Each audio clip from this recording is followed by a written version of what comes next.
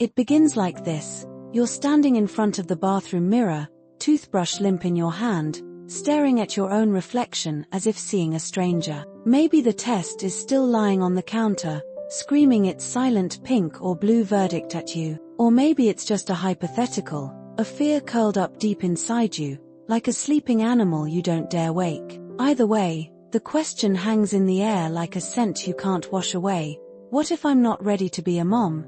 You've seen the movies where the news is met with wide eyes and trembling joy. You've watched the social media announcements, the curated perfection, the tiny shoes on wooden floors, the ultrasound cradled like treasure. But what no one tells you is that, for some, the first feeling isn't joy. It's terror, not the kind that screams and panics, but the kind that sits heavy in your chest like wet cement, making it hard to breathe, hard to move, hard to think. You ask yourself impossible questions. What if I don't love the baby the way I'm supposed to? What if I lose myself entirely? What if motherhood is a door I can't close once I walk through it? And what if I'm still not ready to walk? There's a cruel irony here, isn't there? Society romanticizes motherhood as a natural, effortless transformation, like one morning you'll wake up wise, patient, and glowing, your identity seamlessly woven into this new role. But what if that's a myth?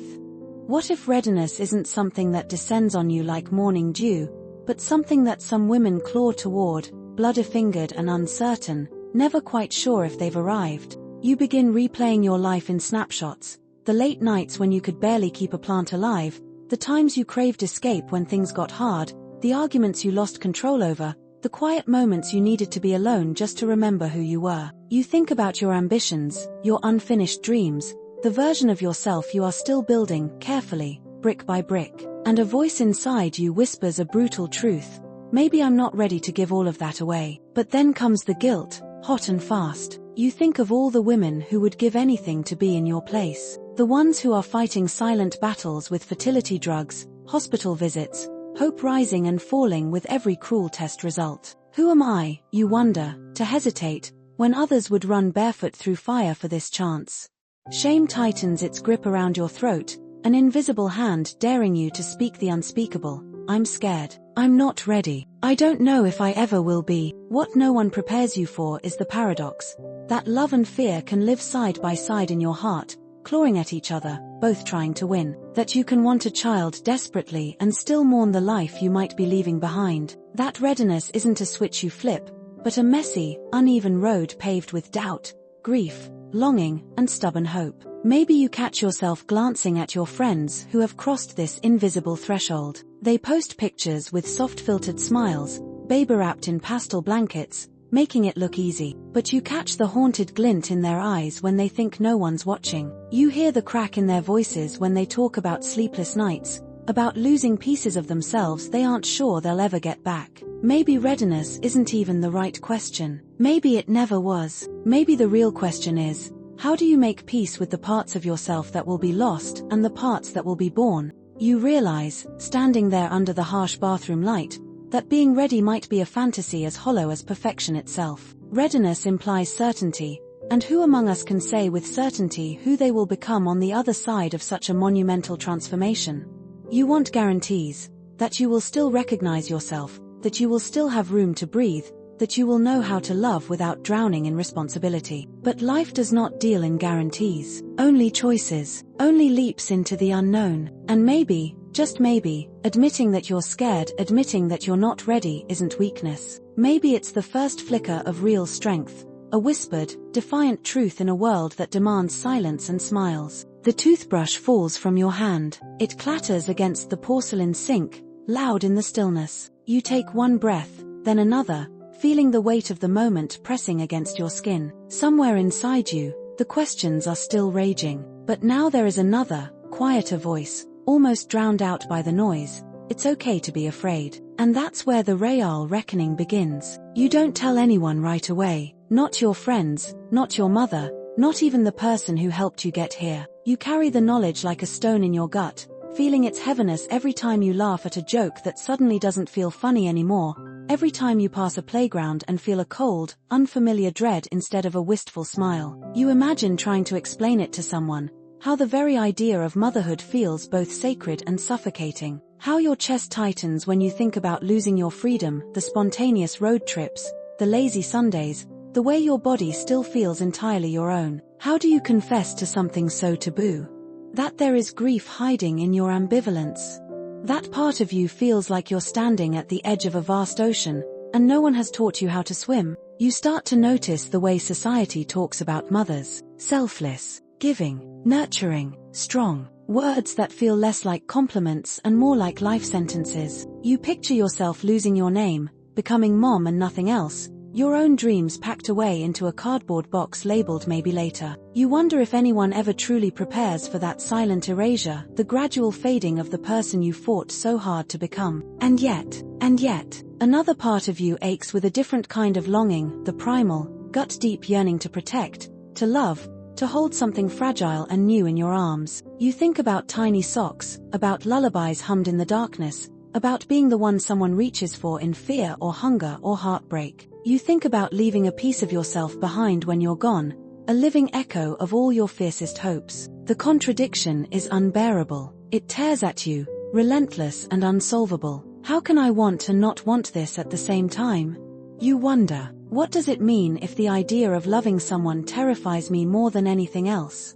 You find yourself bargaining with fate, trying to stitch together a version of the future you can survive. Maybe if I keep my job, maybe if I promise myself not to forget who I am, maybe if I have help, maybe if I don't lose myself completely. You create conditions in your mind, as if motherhood were a contract you could negotiate instead of a wildfire you can only hope to survive. Late at night, you scroll through forums, through articles titled "Am I Ready to Be a Mother?"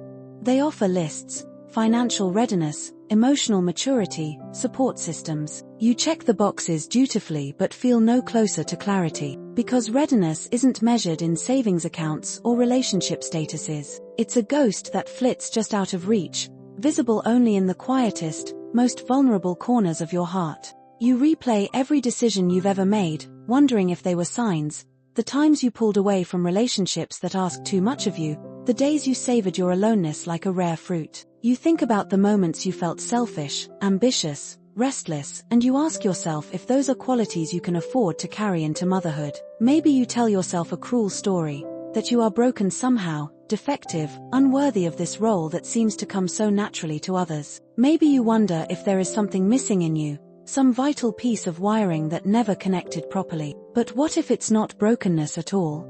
What if it's honesty? What if the women who say "I can't wait to be a mother" and the women who whisper "I'm terrified" are both telling the truth? What if readiness isn't a state of being, but a story we tell ourselves to mask the terrifying reality that none of us are truly ready to be responsible for another human life?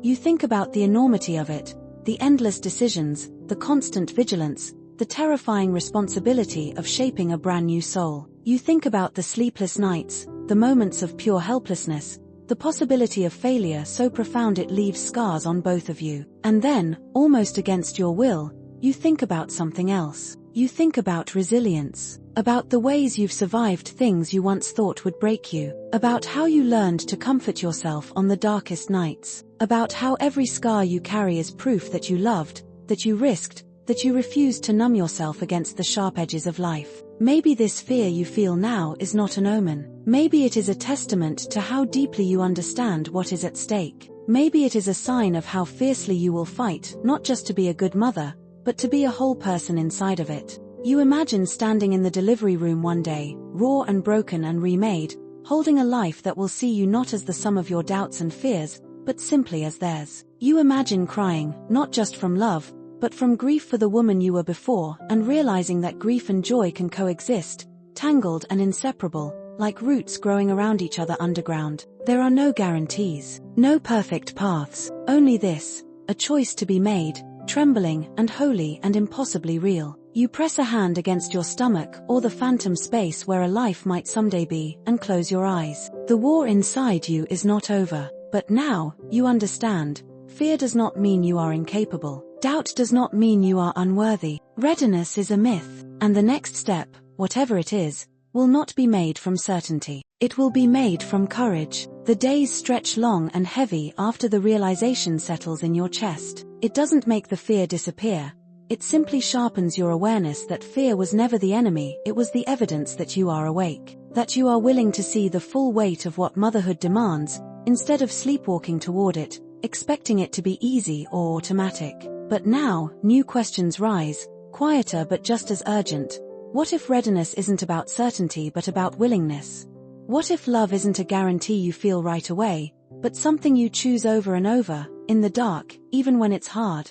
You picture the future again, but differently this time, not as a polished, Instagram-filtered fantasy, but as a rough and beautiful landscape, jagged and messy and real. You see yourself failing sometimes, raising your voice, wanting to run away, but you also see yourself coming back, every time, stubborn and bleeding and unbreakable, because that's what love really looks like, not perfect, but persistent. Maybe being ready isn't about having no fear, but about standing inside the fear and choosing to move anyway. Maybe it's about being willing to be cracked open and reshaped by an experience that will ask everything of you, and then some. And yet, even now, even with this hard-won understanding, there is another truth you cannot ignore. You have a choice. You always have a choice. You are allowed to look at your life, your dreams, your needs, and say, not yet. You are allowed to say, maybe never. You are allowed to grieve the idea of motherhood if you walk away from it, just as you are allowed to grieve parts of yourself if you choose it. No matter what they tell you, the strangers, the family,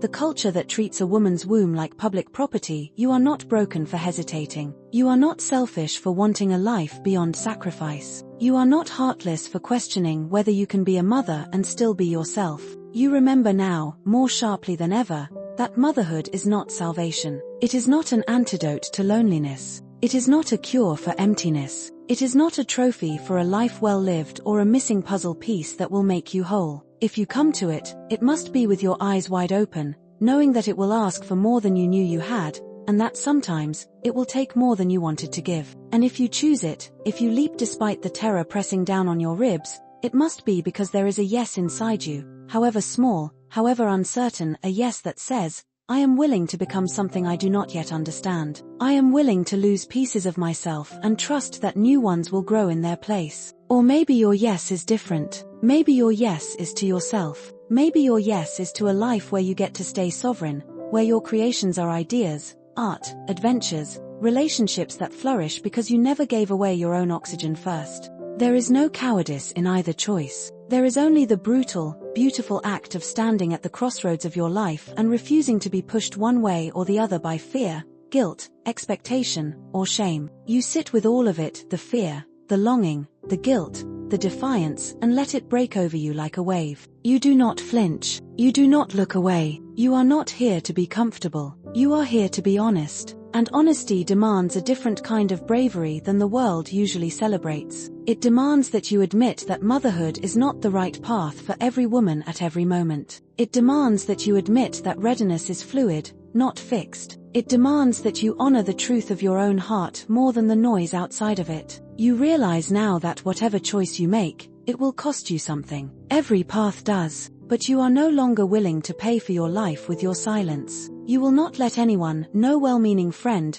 no disappointed parent, no partner who wants something different, drag you into a future you aren't willing to claim with your own two hands. You can grieve and hope at the same time. You can be scared and still move forward. You can say yes with trembling hands, or you can say no with a voice that shakes, and both can be acts of breathtaking courage. Maybe, someday, you will wake up and feel something different, a pull, a readiness, a quiet sense that you are prepared to step through the fire and be remade. Or maybe you will wake up and feel relief that you chose yourself instead, that you refused to be guilted into a version of womanhood that didn't fit your skin. Either way, you will not have failed. Either way, you will have chosen fiercely, bravely, with your whole, unflinching heart. You press your palms together, feeling the beat of your own pulse, steady, stubborn, alive. You are not broken. You are not lost. You are standing exactly where you need to be, in the middle of the unknown, armed not with certainty, but with the truth. And sometimes, that's more than enough.